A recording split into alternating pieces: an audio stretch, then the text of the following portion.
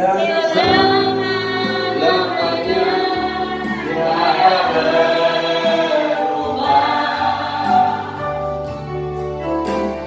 Firman-Mu Tuhan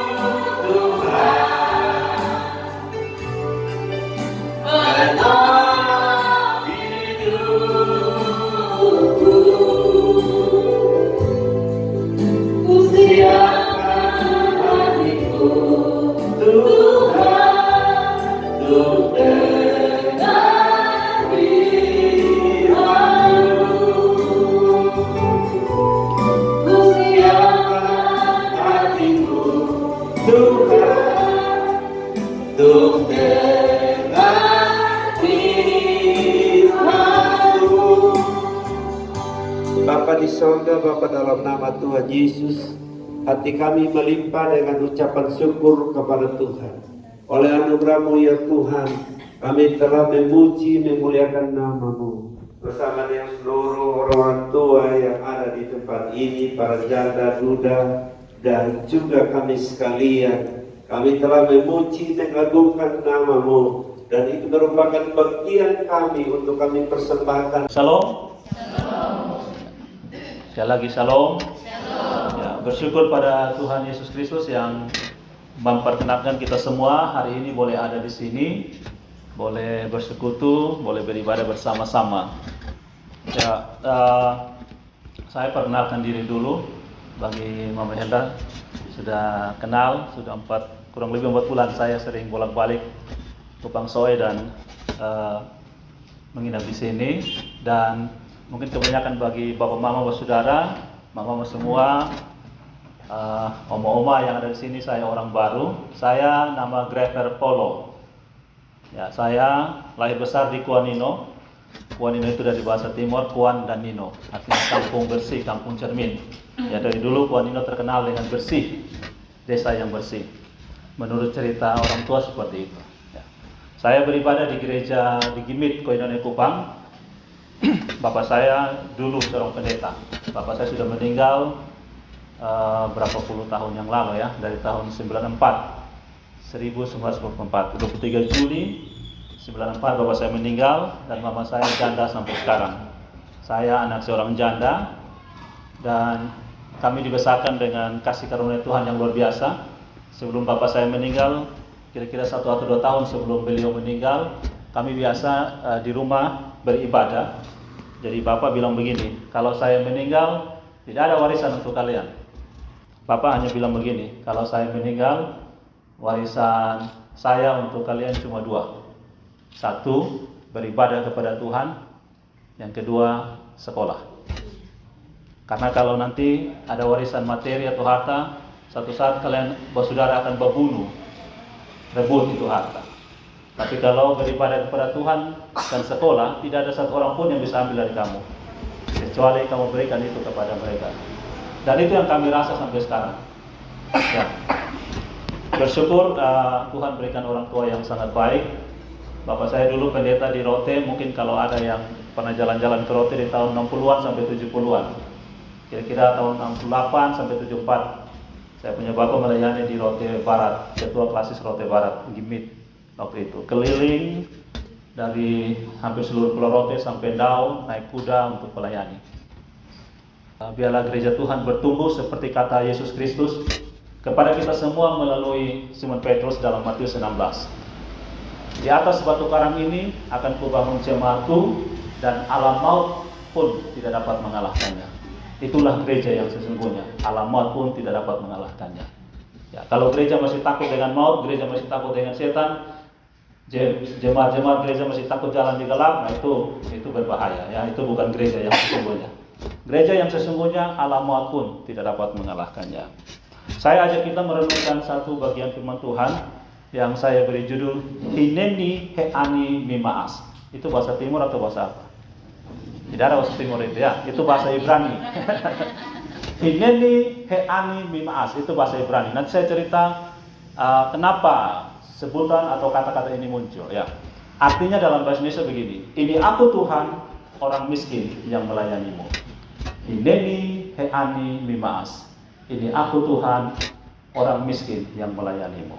Kita baca Matius 5 ayat yang ketiga. Ya. Matius pasal yang kelima ayat yang ketiga.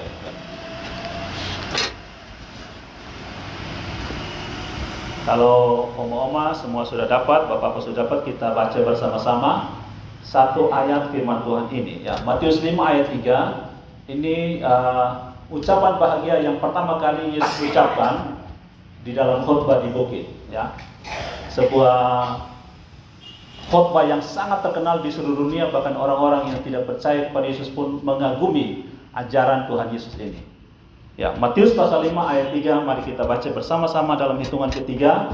1, 2, 3. Berbahagialah orang yang miskin di hadapan Allah, karena merekalah yang mempunyai kerajaan sorga. Ya. Berbahagialah orang yang miskin di hadapan Allah, karena merekalah yang punya kerajaan sorga. Mungkin nanti orang yang kaya tersinggung. Kalau begitu beta tidak ada bagian di kerajaan sorga. Nah, mari nanti kita renungkan bersama-sama ya. Latar belakang dari ayat ini atau dari cerita Hineni Animi Maas, kita semua tahu bahwa bangsa Israel adalah bangsa pilihan Allah. Dan karena itu orang-orang Israel, orang-orang Yahudi sangat bangga sampai sombong. Karena kami bangsa pilihan Allah. Mereka sangat bangga, terlalu bangganya sampai sangat sombongnya. Sehingga bangsa-bangsa di sekitar mereka itu mereka sebut kafir. Yang bukan Israel, bukan Yahudi itu anjing. Itu bukan manusia. Mereka sangat bangga sekali.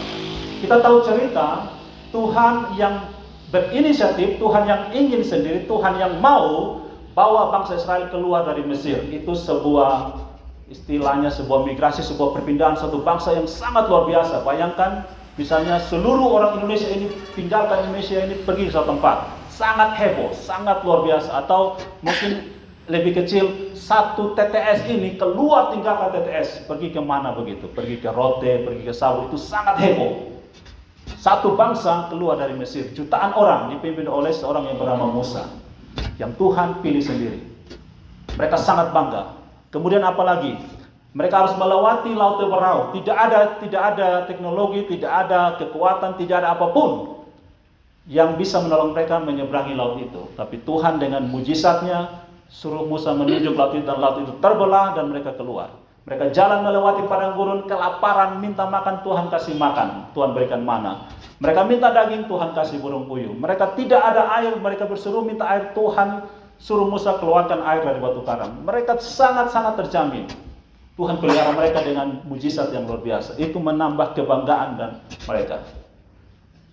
Lalu mereka masuk ke tanah perjanjian. Melalui peperangan di bawah pimpinan Yosua, mereka menguasai tanah itu. Lalu pemimpin berganti pemimpin sampai kepada Raja Daud. Dan Raja Daud berhasil mempersatukan seluruh Israel menjadi satu kerajaan. 12 suku dikumpulkan menjadi satu kerajaan. Kemudian Daud meninggal. Daud satu-satunya raja di Israel yang melihat anak kandungnya naik tahta menggantikan dia. Hanya Daud satu-satunya raja. Israel berganti raja, tapi hanya Raja Daud yang melihat anak kandungnya naik tahta menggantikan dia, yaitu Salomo menggantikan Daud. Di masa Salomo, Israel menjadi sangat-sangat jaya. Istilah sekarang negara adik kuasa. Tidak ada yang bisa lawan Israel.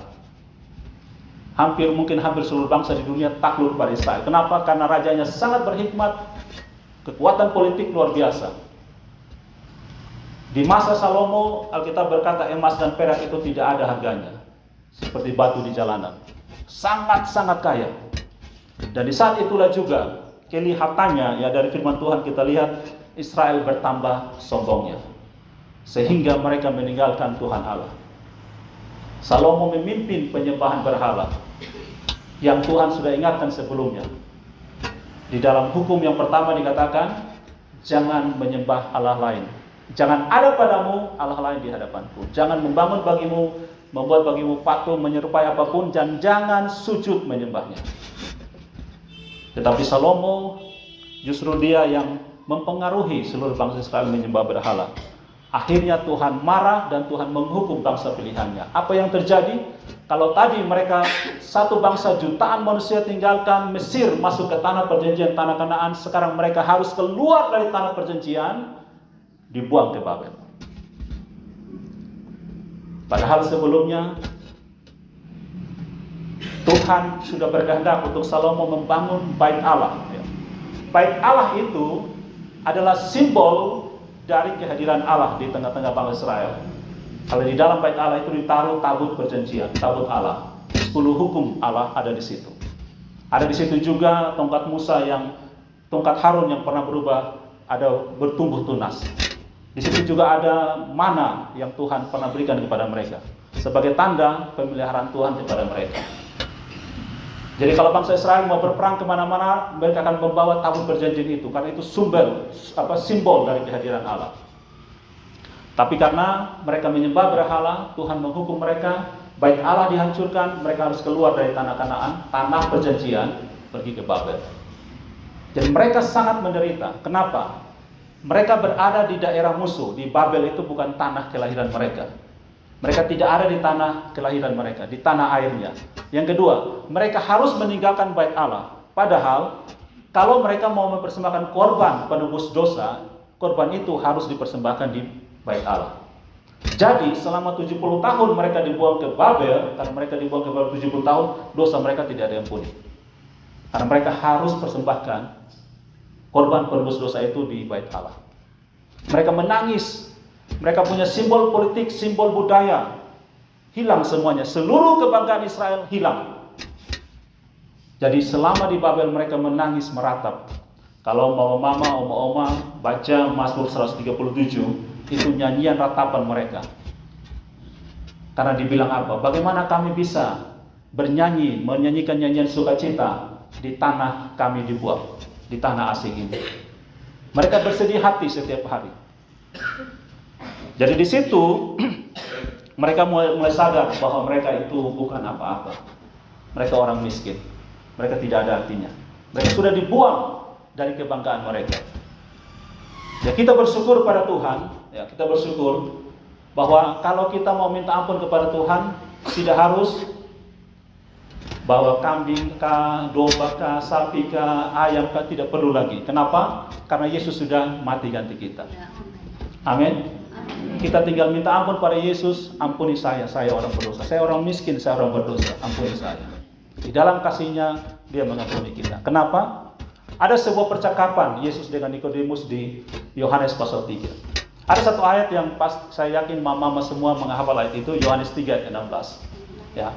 Dikatakan, karena begitu besar kasih Allah akan dunia ini, sehingga Ia mengaruniakan anaknya yang tunggal, supaya barang siapa yang percaya kepadanya tidak binasa, melainkan beroleh hidup yang kekal. Nah, sebelum ayat 16 dari Yohanes pasal 3 ini yang sangat terkenal, Yohanes 3 ayat 16, ada ayat 14-15 percakapan antara Yesus dan Nikodemus. Yesus bilang kepada Nikodemus begini, seperti Musa meninggikan ular di padang gurun, demikianlah anak manusia harus ditinggikan, supaya barang siapa yang memandang kepada Dia beroleh hidup yang kekal. Kita lihat ceritanya. Kenapa Musa harus tinggikan ular di padang gurun? Waktu di padang gurun itu mereka melawan Tuhan. Mereka bersungut-sungut melawan Tuhan. Padahal Tuhan sudah pelihara mereka. Mereka bertanya, adakah Tuhan di sini? Mereka bersungut-sungut melawan Tuhan. Lalu Tuhan perintahkan ular-ular itu datang pagut mereka, gigit mereka. Banyak yang mati. Tapi banyak juga yang berseru kepada Tuhan, Tuhan tolong kami sakit, kami binasa, kami mau mati. Lalu Tuhan bilang kepada Musa, buatlah ular tembaga, lalu naikkan di atas satu kayu, dan perintahkan siapa yang mau selamat, mau sembuh, pandang ular itu, maka dia akan sembuh. Lalu semua orang memandang ular tembaga itu dan mereka sembuh. Lalu Yesus katakan, yang Yohanes 3 ayat 16, karena begitu, seperti itu. Jadi begitu itu bukan bicara soal kasihnya Allah gitu. Tapi seperti itu. Seperti Musa tinggikan ular di padang gurun, seperti itu juga anak manusia akan ditinggikan. Dan siapa yang melihat kepada anak manusia itu, dia beroleh hidup yang kekal. Amin. Jadi kalau kita menderita, kita sakit, kita butuh apa? Kita bilang, Tuhan, saya butuh Engkau, saya rindu Engkau. Berseru kepada Yesus. Firman Allah jamin, siapa yang memandang kepada anak itu, anak tunggalku, dia beroleh hidup yang kekal. Dia tidak akan binasa. Itu janji Allah. Dan kita tahu Allah setia. Firman Tuhan berkata, Allah setia. Makanya dalam 1 Korintus 10 ayat 13 dikatakan, Kalau kamu mengalami pencobaan itu biasa. Itu biasa dialami manusia. Itu bukan hal yang luar biasa. Sebab apa? Allah setia. Karena ketika pencobaan itu kamu hadapi, Allah akan memberikan kepada kamu jalan keluar. Amin. Ingat, pencobaan berbeda dengan ujian. Kalau kita di sekolah itu, kalau kita yang pernah sekolah, tidak pernah nama cobaan harian, betul kan? Tidak pernah ada cobaan kenaikan kelas, betul ya? Yang ada namanya ujian kenaikan kelas. Ujian itu untuk menguji kualitas kita, lalu kita naik tingkat. Tapi cobaan tujuannya untuk menjatuhkan kita. Jadi kalau iblis mencobai kita, Allah bisa pakai itu menjadi ujian untuk kita naik kelas. Untuk kualitas iman kita. Sehingga saya percaya penderitaan tidak pernah menghancurkan iman kita. Penderitaan tidak pernah hancurkan kita. Penderitaan hanya akan menjadi bukti seperti apa iman kita. Amin.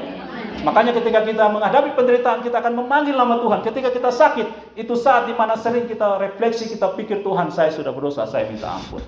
Saya sudah banyak salah, makanya saya sakit. Ini kesalahan karena saya, Tuhan. Saya menderita karena saya. Ampuni saya. Itu Tuhan ubahkan cobaan menjadi ujian. Iblis pakai sakit kita untuk kamu jangan percaya Tuhan lagi. Kamu habisi hidup kamu, hidup kamu tidak ada harga lagi. Kamu miskin, kamu bodoh, orang semua rendahkan kamu. Tidak ada harga diri kamu lagi. Tapi Allah pakai itu untuk menjadi ujian. Kamu percaya iblis atau percaya saya? Amin. Yesaya 43:4 berkata, engkau berharga di mataku dan mulia, dan aku ini mengasihi engkau. Jadi ketika kita mengalami penderitaan, pandang kepada Yesus. Dia sudah menanggung semua yang harus kita tanggung. Makanya di kayu salib dia berkata, sudah selesai. Murka Allah yang harus ditanggung manusia, sudah aku bayar.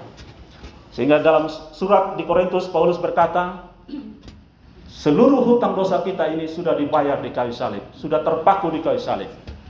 Sekarang saya tanya, misalnya, minta maaf, saya tanya Mama Helda. Kalau suatu saat Mama Helda ini berhutang, punya hutang. Hutang itu begitu banyaknya, begitu besar jumlahnya, sehingga bekerja dengan usaha apapun, sampai kapanpun, bahkan sampai mati pun, tidak bisa dibayar. Pertanyaannya, bagaimana cara Mama Helda membayar hutang itu? Kan namanya hutang harus dibayar, betul ya? Kalau kita berani berhutang, harus berani bertanggung jawab bayar. Nah, sekarang bagaimana cara Mama Helda membayar? Karena dengan sampai kapanpun, bahkan sampai mati, kerja keras 24 jam sehari pun, hutang itu tidak bisa dibayar. Karena apa? Karena terlalu besar jumlahnya. Bagaimana cara membayar? Tidak ada caranya, betul? Amin. Karena sampai mati pun tidak bisa dibayar. Misalnya kita berhutang entah mungkin berapa triliunan atau berapa lah gitu. Begitu besarnya, tidak bisa dihitung. Hitung saja capek. Sampai mati saja hitung pun, kita hitung sampai mati pun jumlah itu tidak selesai karena terlalu banyak. Cara membayarnya ada dua. Mama perhatikan ini. Cara membayarnya ada dua. Satu, orang yang kepadanya Mama Helda berhutang, misalnya Mama Helda berhutang, minta maaf, Mama nama? Mama Dina. Misalnya Mama Helda berhutang kepada Mama Dina, lalu Mama Dina bilang begini, Mama Helda, hutangnya saya hapus. Amin. Hutang itu terbayar tidak? Terbayar tidak? Terbayar. Karena sudah dihapuskan, hutangmu saya hapus. Atau cara yang kedua, ada seseorang yang sangat mengasihi Mama Helda, lalu dia datang, dia bilang, Mama Helda punya hutang? Iya. Berapa banyak? Sekian hutang saya. Hutang Mama Helda saya bayar. Amin. Amin. Maka Mama Helda masih punya hutang? Tidak. Kalau begitu, orang yang kepadanya Mama Helda berhutang masih bisa tagih hutang itu? Tidak bisa lagi. Dia mungkin bisa ganggu-ganggu, betul kan? Tetapi hutang itu tidak ada lagi. Amin. Demikianlah firman Tuhan. Kita punya hutang kepada Allah begitu banyak sampai mati pun tidak bisa dibayar. Tapi Allah demi kasihnya dia bilang, hutang kamu saya bayar. Hutangmu dilunasi. Itu cerita seperti seorang yang berhutang kepada raja. Dia merengek-rengek, kasih saya waktu, saya bayar. Raja bilang, hutangmu saya hapus. Tapi ketika dia keluar, dia ketemu dia teman yang hutangnya lebih sedikit, dia hajar temannya. Raja itu marah lalu hukum dia. Cara yang kedua, karena kita berhutang kepada Allah tidak bisa dibayar, Yesus bilang, saya mati ganti kamu. Saya bayar hutangmu. Karena itu iblis mungkin bisa ganggu kita. Kamu berdosa, kamu jahat, kamu mati, kamu binasa di neraka. Dia hanya bisa ganggu, jangan percaya gangguannya. Karena kita tidak berhutang lagi kepada Dia. Maka firman Allah berkata, kamu telah dibeli dan hargamu lunas dibayar. Di atas kayu salib, saya sudah membayarnya. Jadi jangan percaya kepada iblis. Karena dia jahat, karena dia pembohong. Yesus berkata dia itu bapa segala dusta, dia datang tibuk kita. Kalau kita percaya seperti Hawa percaya ular, kita binasa. Tapi kalau kita percaya kepada Allah, kepada firman-Nya, kita selamat. Kita tidak akan binasa. Nah, di tengah-tengah kesulitan bangsa Israel di Babel itu, karena mereka menderita, mereka dulu bangga, saya kaya raya emas dan perak, bagi saya tidak ada harga. Saya bangga, saya bangsa pilihan Allah. Ketika Allah membuang mereka, mereka stres, mereka tertekan. Mereka akui, Tuhan, kami orang miskin.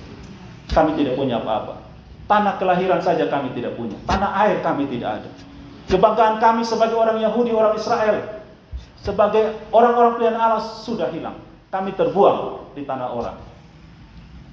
Disitulah mereka ingat kepada Allah dan mereka mencari Allah setiap hari.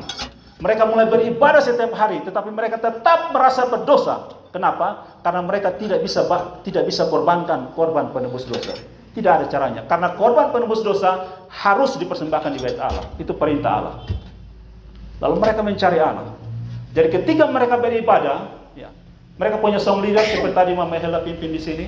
Mereka punya pemimpin pujian. Setiap kali ketika memimpin ibadah, dia akan menyanyikan lagu tadi. Hineni heani mimaas. Ini aku Tuhan, orang miskin yang melayani. Jadi ketika kita datang pada Tuhan, jangan sombong. Apapun yang kita lakukan, jangan menyombongkan diri. Kita orang miskin di hadapan Allah. Kita tidak bisa bayar hutang kita kepada Allah. Di hadapan Allah, dosa sama dengan hutang. Kalau kita berdosa kepada Allah, kita berhutang kepada Dia. Dan kalau Allah tagih kita bayar hutang itu, kita tidak bisa bayar.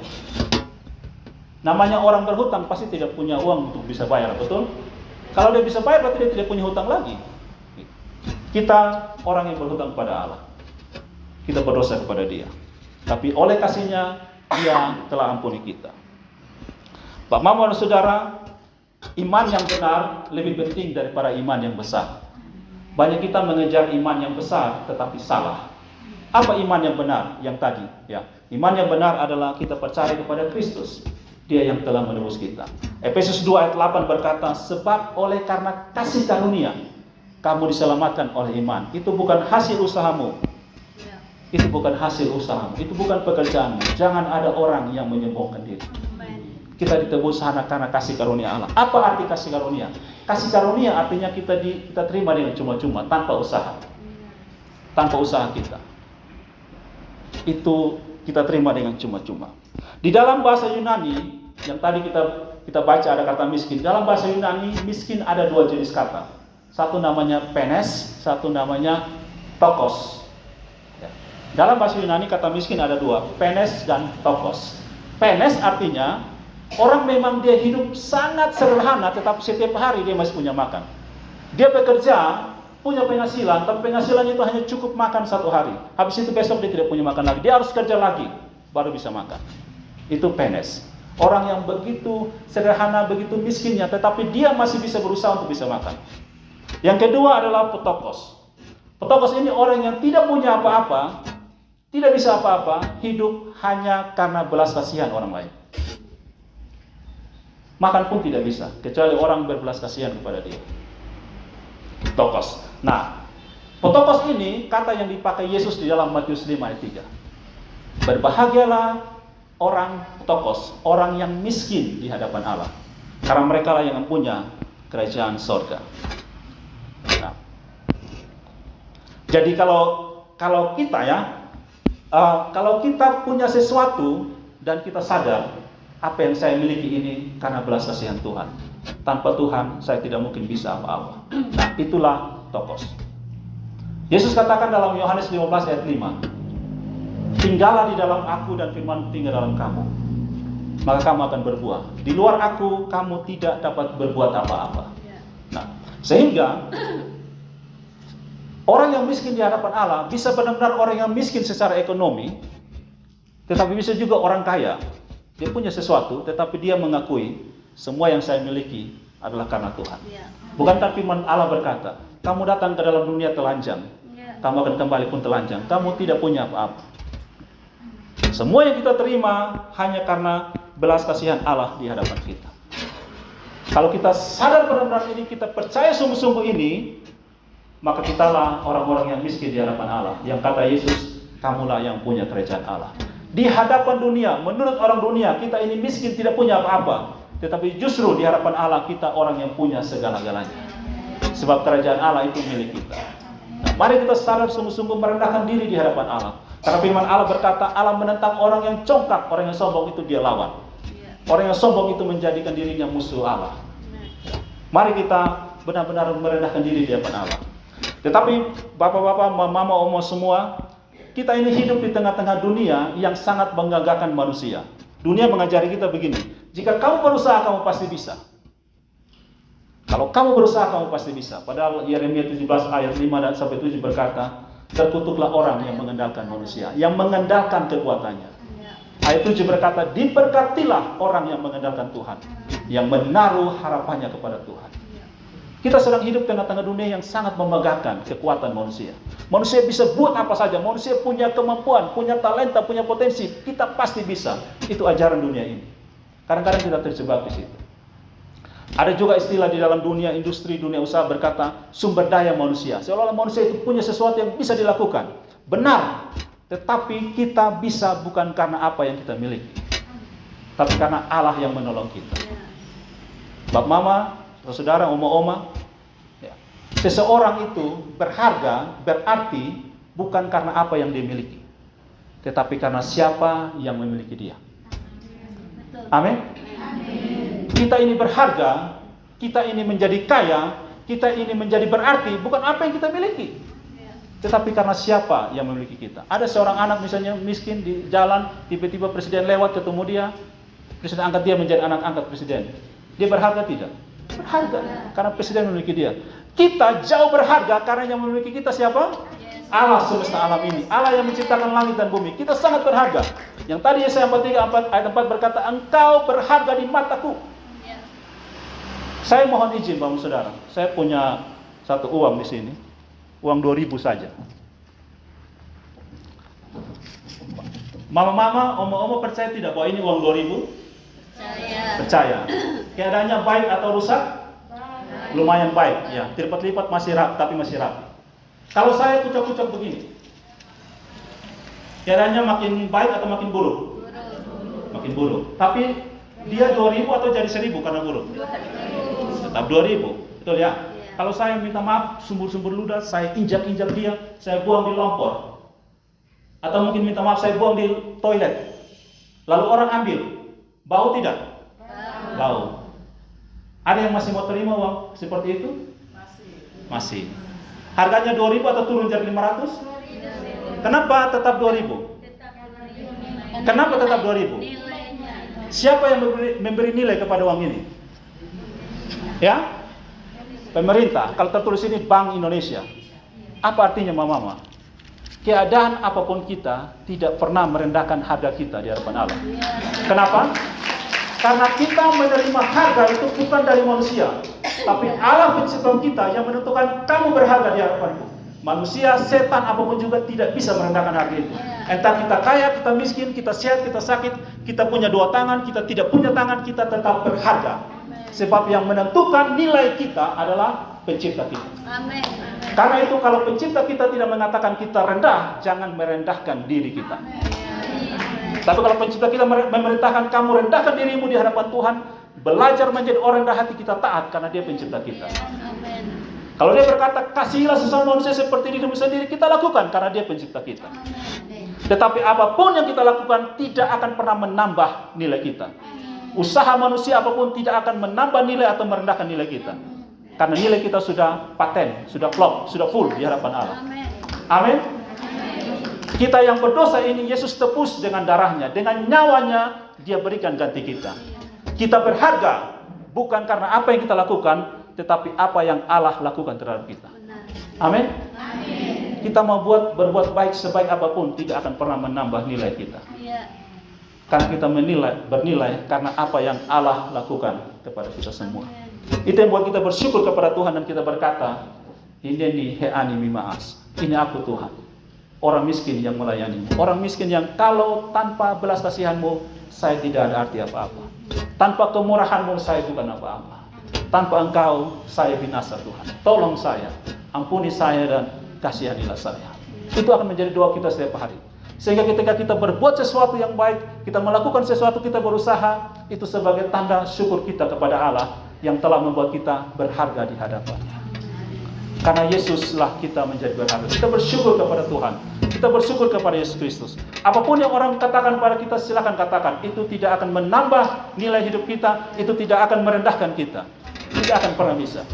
Mereka yang menyalibkan Yesus, hajar Yesus habis-habisan, paku dia, hancurkan tubuhnya, Yesus tetap berharga. Justru kehancuran dia itu membuat kita menjadi selamat di hadapan Allah. Dan itulah yang kita syukuri. Makanya Yesus katakan, seperti itulah, seperti orang memandang ular itu dan dia menjadi sembuh, demikianlah siapa yang memandang kepada aku, siapa yang berseru kepada namaku, dia selamat. Amin. Mari kita bersyukur kepada Tuhan, kita berdoa. Terima kasih Tuhan.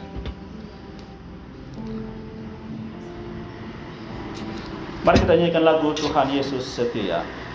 Tuhan Yesus setia, Dia sahabat kita. Dia sahabat kita dalam segala sesuatu. Dalam segala sesuatu. Yesus Tuhan, haleluya. Selalu menghibur. Dia mengerti bahasa. Dia mengerti bahasa. Tetesan air mata. Tetesan air mata. Bila badai menderu. Bila badai mengeluh. Dan gelombang badai. Tuhan Yesus setia. Tuhan Yesus setia. Sekali lagi katakan, Tuhan Yesus setia. Terima kasih Tuhan. Tuhan Yesus setia.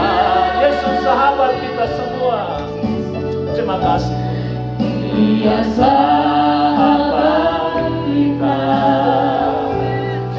Terima kasih. Dalam segala susahku, Yesus Tuhan selalu menghibur. Terima kasih Tuhan. Dia mengerti bahasa. Dia mengerti bahasa. Tetesan air mata. Tetesan air mata. Terima kasih Tuhan. Walau badai mengamuk dan gelombang menerjang, Tuhan Yesus. Sekali lagi, Tuhan Yesus setia bagi kita. Terima kasih. Tuhan Yesus setia. Haleluya. Dia sahabat kita. Yesus dalam segala susahku. Haleluya. Selalu menghibur. Terima kasih Tuhan.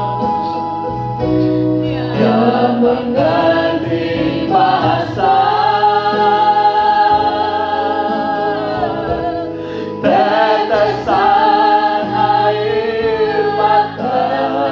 Walau badai mengamuk dan gelombang menerjang. Badai mengamuk dan gelombang menerjang. Tuhan Yesus setia.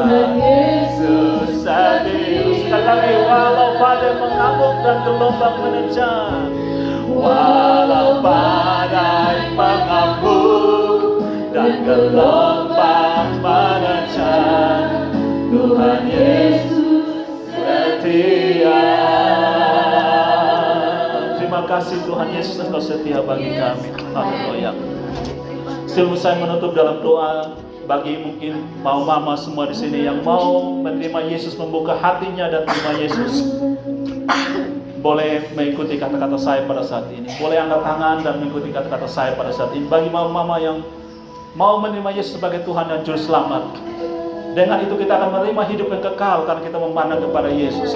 Boleh mengikuti kata-kata saya pada saat ini. Tuhan Yesus, saya orang berdosa. Ampuni saya Tuhan. Saya buka hati saya, masuk ke dalam hati saya. Jadilah Tuhan dan Juru Selamat saya. Roh Kudus, tolong saya dewasa dalam Tuhan. Terima kasih Bapa telah mengangkat saya menjadi anak-anak. Dalam nama Yesus Tuhan. Oke. Amin. Silakan turun tangan bagi mama-mama saat ini yang punya pergumulan pribadi, yang rindu didoakan. Mungkin pribadi sendiri atau punya pergumulan terhadap keluarga atau saudara yang lain, boleh angkat tangan di hadapan Tuhan. Mari kita sama-sama berdoa. Tuhan, kami datang kepadamu. Kami orang miskin Tuhan. Kami tidak punya apa-apa yang bisa kami banggakan di hadapan Tuhan. Kehidupan telah kami terima darimu. Engkau pencipta kami. Dan saat ini kami bawa diri kami di hadapan-Mu. Kami merendahkan diri kami di hadapan Tuhan Allah pencipta kami. Ampuni kami dan kasihanilah kami. Saat ini kami tidak tahu apa yang harus kami lakukan. Kami menderita, kami sakit. Keluarga kami punya pergumulan. Banyak hal yang tidak kami mengerti dalam hidup ini. Tetapi tidak ada satupun yang tersembunyi di hadapan Engkau. Engkau Allah yang Maha Tahu, Maha Kuasa, Maha Kudus. Engkau El Shaddai. Engkau Jehovah Jireh. Engkau yang menyediakan segala yang kami butuhkan setiap hari. Kami datang kepadamu, mohon belas kasihan. Biarlah hati kami terus memandang kepada Tuhan Allah kami. Di mana Allah berkata, barang siapa yang memandang kepada Yesus diselamatkan. Barang siapa yang berseru kepada Tuhan, dia akan diselamatkan. Tuhan, tolong kami. Mungkin Engkau tidak mau mengangkat kami dari penderitaan yang kami alami saat ini. Tetapi kami mohon, hiburkanlah kami. Berikan kepada kami kekuatan untuk menghadapi penderitaan ini dengan tetap setia kepada Tuhan, tetap berharap dan mengandalkan Engkau setiap hari. Terima kasih untuk kemurahan-Mu bagi kami. Hanya karena kemurahan-Mu kami selamat, kami boleh hidup. Karena itu kami bersyukur kepada Tuhan. Terima kasih Bapa untuk pemberitaan firman Tuhan saat ini. Hanya Engkau yang dipermuliakan selama-lamanya. Terima kasih Tuhan. Engkau sudah mengampuni kami dan mengasihani kami. Engkau sudah menolong kami. Kami bersyukur kepadamu hanya di dalam dan demi nama Tuhan Yesus Kristus. Haleluya, haleluya, haleluya. Amin.